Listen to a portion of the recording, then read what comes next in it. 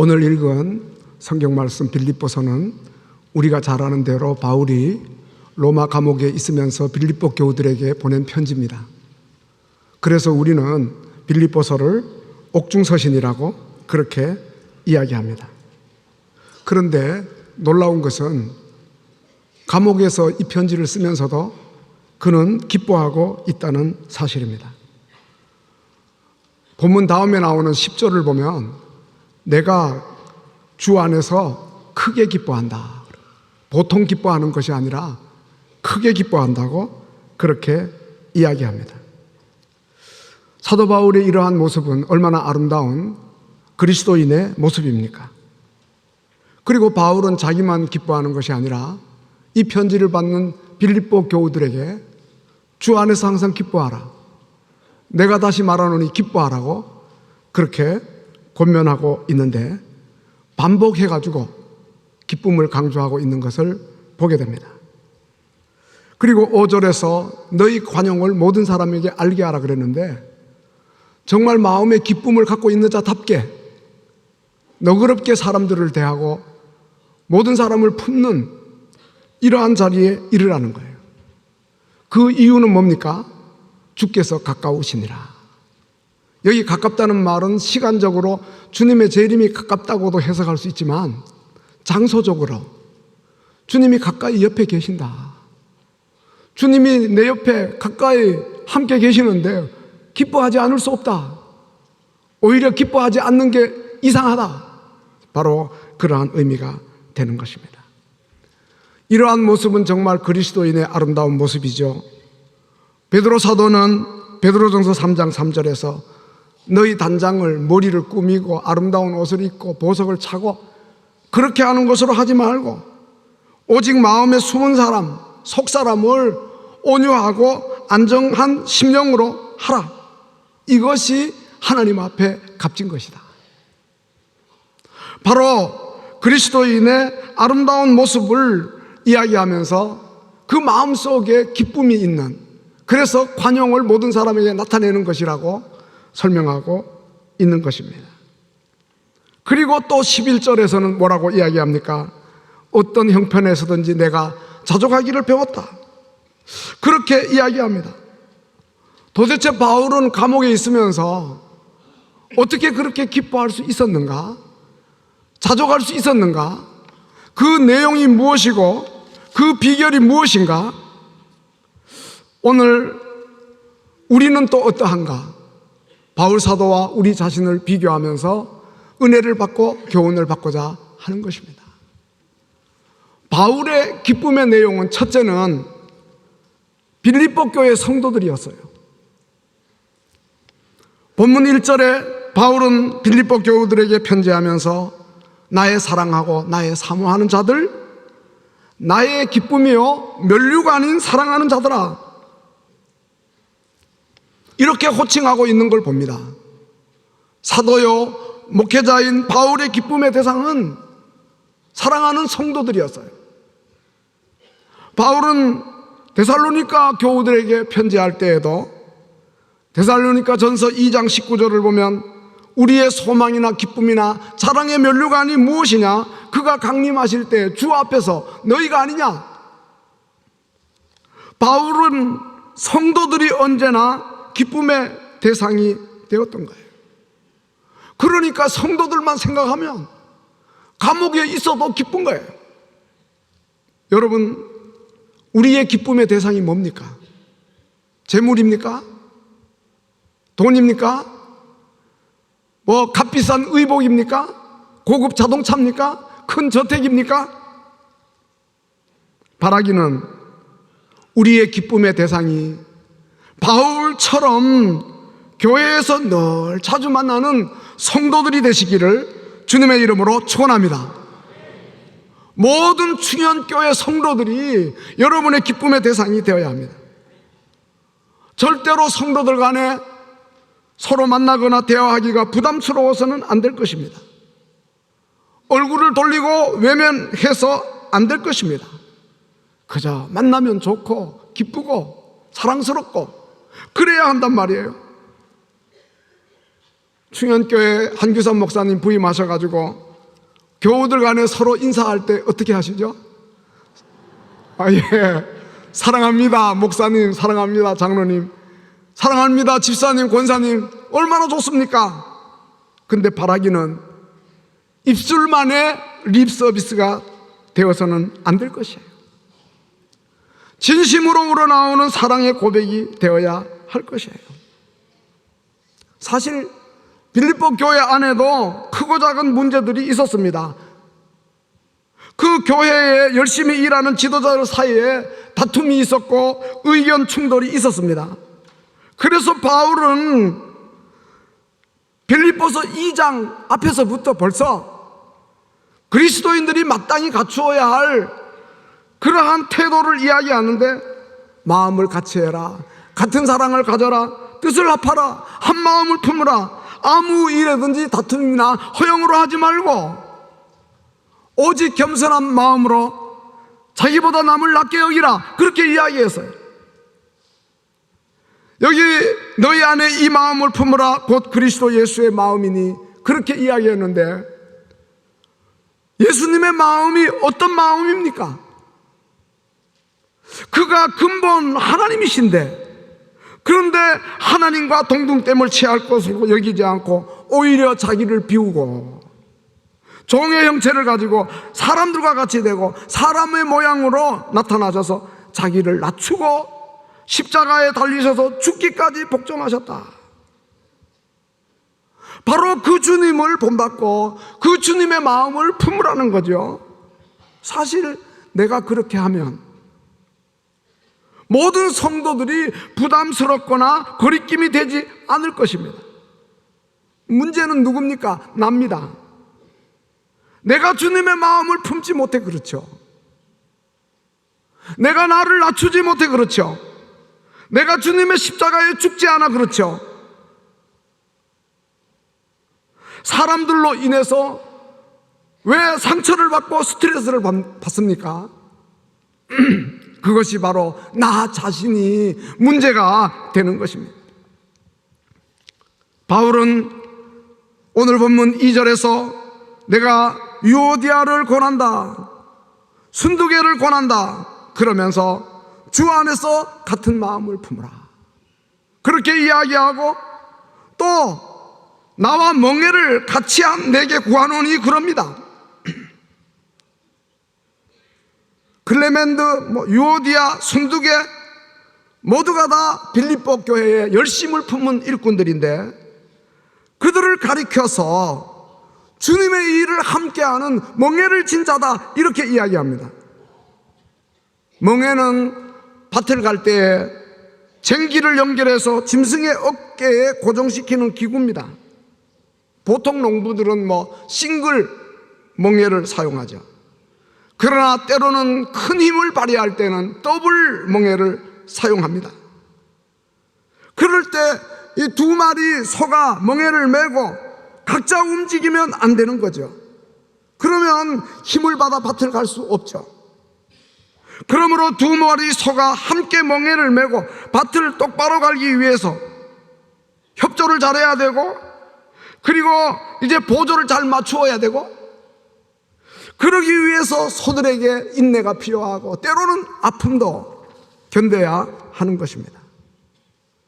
그런 의미로 빌립보 교우들에게 너희들은 복음을 위해 함께 힘쓰는 멍에를 같이 한다고, 또 동력자라 그랬습니다. 파트너라고 이야기했습니다. 그리고 또 하나, 바울은 그의 이름들이 하늘나라 생명책에 기록되었다고 이야기합니다. 우리가 서로 기뻐하지 않을 수 없는 것은 우리의 이름이 하늘나라 생명록에 기록되었기 때문이에요. 요한계시록 20장 15절에서 누구든지 생명책에 기록되지 못한 자는 불못에 던져진다 그랬는데, 우리는 지옥 불못에 던져질 자가 아니고 모두가 다 천국에 같이 가가지고 길이 영원히 함께 살 사람들이에요. 그러니까 우리가 만나면 기쁘지 않습니까? 목사님, 그저 이 세상에서는 대충 살고요, 천국에 가서는 우리가 기뻐하며 살게요, 이렇게 하지 마시고요, 이 땅에서부터 충현의 성도들이 만나면 좋고 기쁘고 즐겁고 감사하고 사랑스럽고 이렇게 관용을 베풀면서 넓은 마음으로 아량을 베풀면서 그렇게 사람들을 대하고 성도들을 대하고 기쁨의 대상으로 여기시는 귀한 분들 되시기를 주님의 이름으로 축원합니다. 그리고 우리 성도들은 사실요, 교회 안에서만 우리 성도들끼리만 기뻐할 게 아니고 가정에 가서는 부모, 그리고 남편, 아내, 또 자녀, 형제, 또 친구, 이웃, 직장 동료, 모든 옆 사람과의 인간관계에 있어서 그 모든 사람이 우리들의 기쁨의 대상이 돼야 돼요. 물질보다 명예보다 사람이 우선적으로 기쁨의 대상이 되어야 돼요. 이 세상에서 사람보다 더 귀중한 것이 어디 있느냐 이 말이에요. 예수님 마태복음 16장 26절에서 말씀하셨죠. 온 천하를 얻고도 제 목숨 잃으면 무슨 유익이 있겠느냐, 무엇을 가지고 그 목숨과 바꾸겠느냐 그랬단 말이에요. 우리 모든 사람을 귀하게 여기십시다. 남자나 여자나 노인이나 아이나 높은 사람이나 낮은 사람이나 권세자나 낮고 천하고 가난하고 약한 자나 모두를 똑같이 소중히 여기고 경쟁의 대상으로만 여기지 마시고 기쁨의 대상으로 여기시기를 주님의 이름으로 축원합니다. 그러면 내가 행복해져요. 내가 스트레스를 받지 않아요. 모두가 다 기쁜데. 두 번째, 바울은 예수님이 그의 기쁨의 대상이었습니다. 이 빌립보서의 핵심 단어는 주 안에서입니다. 오늘 본문 4절에서도 빌립보 교우들에게 주 안에서 항상 기뻐하라. 앞에서 말씀드린 대로 10절에서도 내가 주 안에서 크게 기뻐한다. 바울의 기쁨은 주님 안에입니다. 바울이 다메섹으로 가다가 부활하신 예수님을 만나기 전에는요, 그의 마음에 기쁨이 없었어요. 분노만 있고 증오심만 있었어요. 그러다가 다메섹에서 뜻밖의 자기를 찾아오신 부활의 예수님을 만나고 난 다음 주님의 부활의 광채에 압도되어 눈이 멀어지고 비늘 같은 것이 덮였는데, 근데 그것이 벗겨진 다음에 예수님을 다시 보게 되었어요. 예수님을 구원의 주로 받아들이고 그는 언제나 주님 안에서 기뻐하고 범사에 감사하고 자족하며 사는 자가 되었어요. 사실 기쁘다고 고백하는 바울의 형편을 보면 인간적인 면으로는 기쁠 것 같지가 않아요. 로마 감옥에서 얼마나 부자유하고 외롭고 불편하겠어요. 암울한 분위기 속에서 그는 생활해야 하고, 기독교 복음 전도자인데 사회를 어지럽게 하는 자라고 하는 누명을 쓰고, 그것도 재판을 기다리는데 2년이나 지났으니 얼마나 지루하고, 또 언제 갑작스럽게 사형 선고받고 집행될런지 알지 못하는 그러한 가운데 인간적으로 생각하면 서글픈 상황이고 초조한 나날이지만, 그럼에도 불구하고 그가 예수님 안에 있기 때문에 기뻐하는 줄로 믿습니다. 사랑하는 성도 여러분, 바울의 이러한 모습은 얼마나 아름다운 그리스도인의 모습입니까?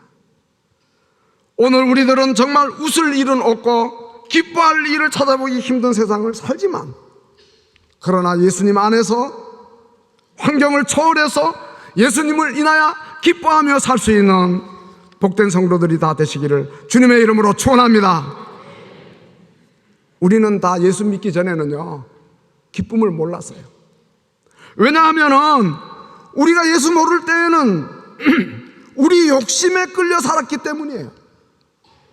많은 것을 가지고 풍요롭게 살면서도 늘 부족하다 생각하고, 나보다 더 나은 사람하고 늘 비교하면서, 그러니까는 만족이 없는 거죠. 불평과 불만이 많은 거죠.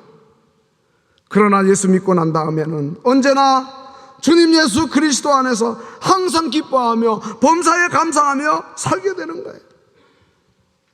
여러분, 믿음의 사람 다윗은 시편 23편에서 여호와가 나의 목자시니 나는 부족함이 전혀 없다, 그렇게 이야기했어요.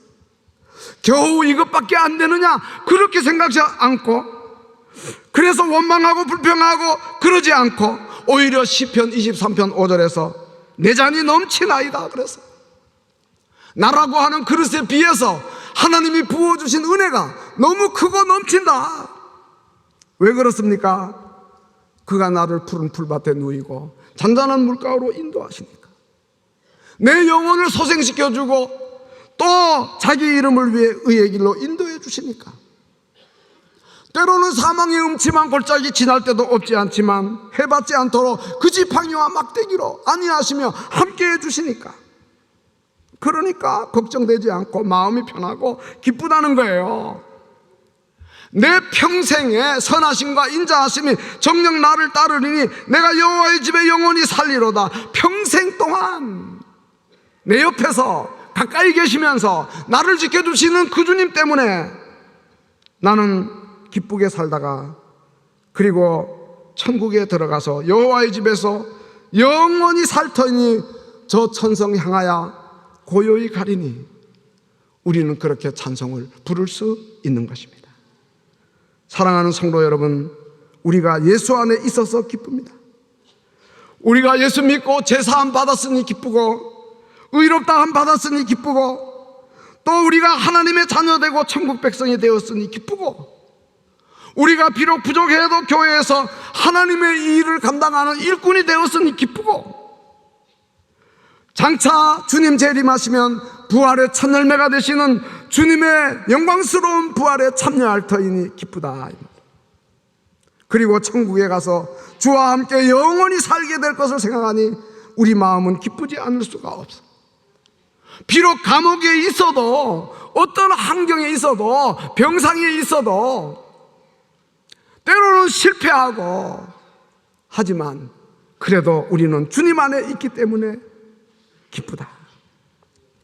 그의 이름이 생명책에 있느니라 앞에서도 말씀드렸는데요, 바울은 빌립보서 3장 20절 이하에서 우리 시민권은 하늘에 있다. 우리의 낮은 몸을 자기 영광의 몸의 형체와 같이 병케 하실 그 주님을 기다린다. 어떠한 영광의 그 형체로 우리를 부활시키십니까? 또 살아서 주님 만나면 우리를 그렇게 변화시킬 터인데, 고린도전서 15장 42절 이하를 보면 썩지 아니할 몸으로, 강한 몸으로, 영광스러운 몸으로, 그리고 영의 사람으로 부활시켜 주실 터이니 우리는 기쁘다는 거예요. 그렇습니다. 예수 믿고 주 안에 살면 구원도 받고 인격도 변화되고 마음의 기쁨과 평안도 있고, 사랑하는 성도 여러분, 우리도 사도 바울처럼 내가 주 안에서 크게 기뻐한다. 보통 기뻐하는 게 크게 기뻐한다. 여러분들도 주 안에서 항상 기뻐하십시오. 다시 거듭에 말하노니 주 안에서 기뻐하십시오. 우리의 기쁨은 주님 안에입니다. 주님이 나의 기쁨입니다. 이렇게 고백하실 수 있는 복된 성도들이 다 되시기를 주님의 이름으로 축원합니다. 마지막 세 번째입니다. 바울의 기쁨은 예수 그리스도의 복음을 온 세상에 널리 전하는 것이었습니다. 빌립보서 1장에 보면 15절에서 어떤 이들은 투기로 분쟁으로, 어떤 이들은 착한 뜻으로 그리스도를 전파하니, 18절에 보면 그러면 무엇이냐, 거칠애로 하나 참으로 하나 무슨 방도로 하든지 전파되는 것은 그리스도니, 전파되는 것은 그리스도니 이로써 나는 기뻐하고 또한 기뻐하리라. 어떠한 방법으로든지 누구를 통해서든지 예수 그리스도의 복음만 전파되면 자기는 감옥에 있어도 기쁘다는 거예요. 바울은 말만 아니고 실제적으로도 그런 삶을 살았어요. 사도행전 읽어보면 사도행전 16장에서 바울이 빌립보에서 복음 전하다가 너무도 억울하게 감옥에 갇히고 매를 맞고 귀신 들려 점치는 여자 고쳐준 것밖에 없는데 그 옷이 벗겨지고 또 매를 맞아가지고 피 흐르고 그리고 살점이 떨어지고 그리고 깊은 감옥에 가두고 그 발을 착고에다 든든히 채웠죠.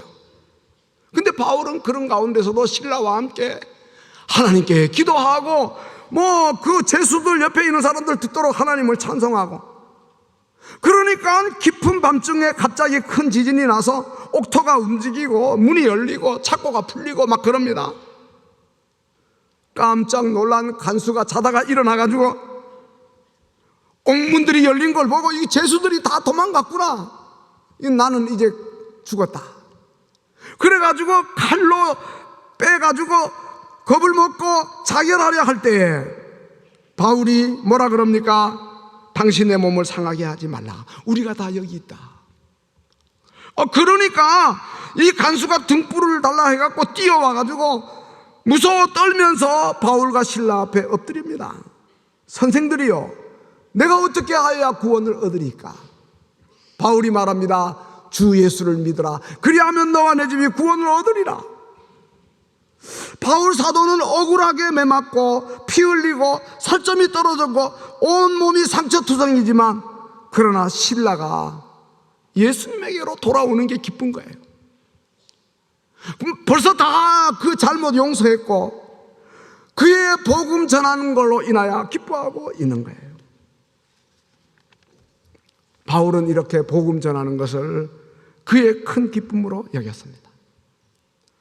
사도행전 20장 24절에 나의 달려갈 길과 주 예수께 받은 사명 곧 하나님의 은혜의 복음을 증언하는 일을 마치려 하면은 나의 목숨을 조금도 아끼지 않는다. 목숨 걸고 생명을 다해서 복음 전하는 걸 기쁨으로 여길 뿐 아니라 사명으로 여겼어요. 그래서 바울은 소아시아, 마게도냐, 아가야, 그리고 로마까지 갔어요. 로마에는 옥중에 갇혀서 죄수의 몸으로, 그러니까 자유자재로 다니면서 복음을 전할 수가 없었어요. 로마 시민권자라는 우대를 받아서 그저 찾아오는 사람들 만날 수 있었고, 그 다음에 그가 한 일은 편지를 써가지고 이 빌립보서처럼 옥중서신을 보내는 거예요. 근데 하나님의 섭리는 너무도 놀라웠어요.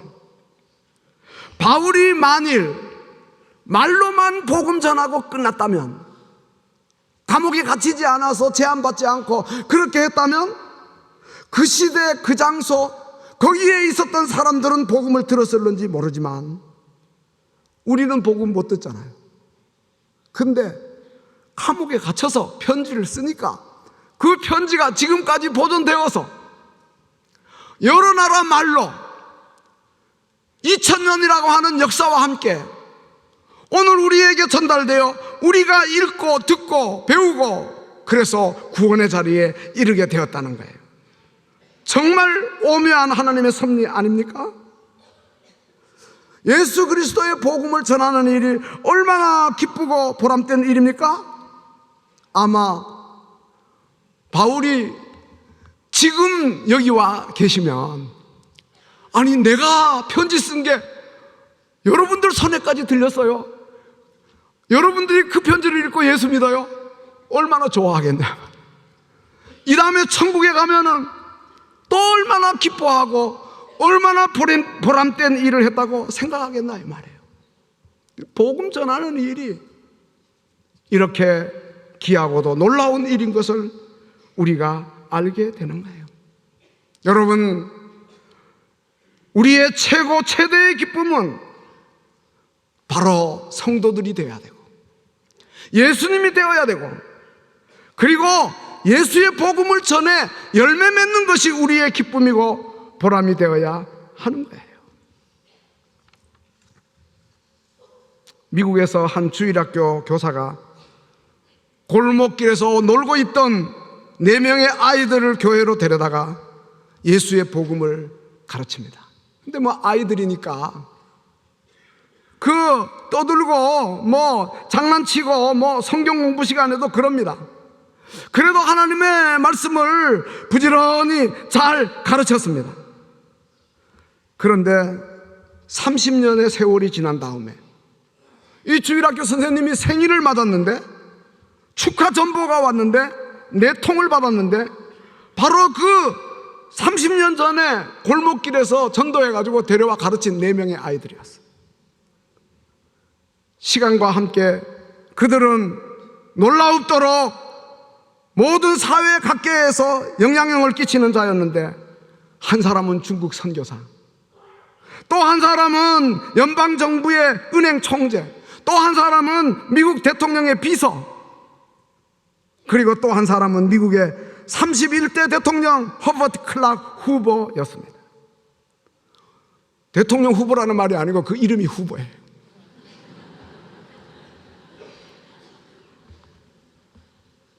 전도하는 일이 이렇게 기쁘고 보람된 일이고, 다음에 주님 앞에 설 때에는 다니엘서 12장 3절 말씀처럼 많은 사람을 옳은 대로 돌아오게 하는 자는 별과 같이 영원토록 비치리라.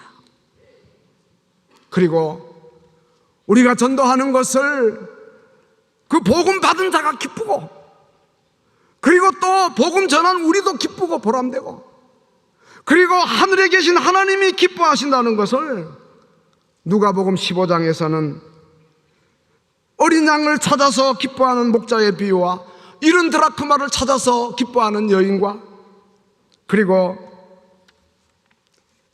탕자가 돌아오는 것을 기뻐하는 아버지로 비유하고 설명하는 것을 보게 되는 것입니다. 그 아버지가 얼마나 기뻐합니까? 이 너의 동생 이 아들은 죽었다가 살아났고 내가 잃었다고 얻었기로 우리가 즐거워하고 기뻐하는 게 마땅하다. 그런데 아버지의 기쁨을 모르고 사는, 또 맏아들처럼 아버지의 기쁨이 무엇인지도 전혀 모르는 이러한 우리들이 되지 말고, 예수 그리스도의 복음을 널리 전하는 것을 나의 기쁨으로 알고 보람으로 알고 그 일에 동참하는 모든 성도님들 되시기를 주님의 이름으로 축원합니다. 제가 국민일보 한번 보니까요, 그 제주도지사 씨의 부모님에 대한 이야기가 있더라고요. 아버지가 장로님이고 어머니가 권사님인데, 이 지사가 6남매라 그러는데 둘째라 그래요. 근데 아버지가 예수 믿고 첫째 아들은 믿음의 첫 열매라 그래서 목사가 되게 하고, 둘째 아들은 이 제주도지사인데 학교에서 공부도 잘하고 교회에서도 성경 고사대회 나가면 늘 1등하고, 이 원로 장로님이신 이 아버지 장로님은 제주도에 있는 중문교회에서 54년 동안 예수를 믿고 있는데, 그 장로님이 예수를 처음 만난 것은 1953년이었다 그래요. 병명도 모르고 시름시름 앓고 있는데 당시에는 서귀포에 병원도 없었대요. 그러니까는 사람들이 무당불로 구달아 그러고, 그런데 그때가 6.25 이후여서 제주도에 외지에서 온 피난민들이 많았다 그래요. 근데 하루는 한 피난민이 쪽복음을 갖다 주고, 우리 어렸을 때는 쪽복음이 있었잖아요. 그래서 그 쪽복음을 받아가지고 읽는 가운데 마음의 변화가 오고 그가 앓던 병도 깨끗이 나았어요. 그래서 열심히 신앙생활 하면서 31살에 장로 임직까지 받았는데, 이 장로님은 전도지를 가지고 매일 다니면서 사람들에게 전도하고, 또 아이들 깨워가지고 새벽 예배 다 6남매 데리고 가고, 또 가정 예배 드리고, 국제기도원협회 회원돼 가지고 신약 전서하고 시편 묶어져 있는 성경 작은 책 있잖아요. 그 전도 대상자에게 선물하고, 그러면서 행복한 삶을 사신다는 거예요. 어떻게 이런 은혜가 임했습니까? 바로 피난민 한 사람, 그 사람이 누군지 그 집에서 모르고 있어요 지금. 아마 그 쪽복음 준 그 사람도 내가 준 쪽복음 받아가지고 이렇게 가정의 변화가 왔을 줄 몰랐을 거예요. 근데 천국에 들어가면 다 알게 될 거예요. 얼마나 기쁘고 보람된 일이겠습니까? 복음 전하는 일이 바로 우리의 기쁨이 되어야 할 줄로 믿습니다. 결론입니다. 우리들이 다른 것은 다 잃어버려도 절대로 잃어버려서 안 될 것, 우리 마음의 기쁨이에요. 어떠한 경우에도 마음의 기쁨이 잃어서는 안 됩니다. 왜 그렇습니까? 기쁨은 성령의 열매예요. 사랑, 희락, 화평, 두 번째 희락, 기쁨이잖아요. 또 기쁨은 하나님 나라의 임재의 표식이에요. 로마서 14장 17절에 하나님 나라 먹고 마시고 그런 것 아니고 성령 안에서 의와 평강과 희락이라. 마음의 기쁨을 잃지 말기를 바랍니다. 성령 받은 증거인 줄로 믿으시기 바랍니다. 하나님의 나라가 여러분 마음에 임재했다는 것을 기억하시기 바랍니다. 그러니까 우리가 기뻐해야 돼요. 성도들 만나면 기뻐하십시오. 예수님 때문에 기뻐합니다. 복음을 널리 전하면서 우리는 기뻐하고 보람을 느낍니다. 이러한 기쁨이 우리 마음에 충만히 임하시기를 주님의 이름으로 축원합니다.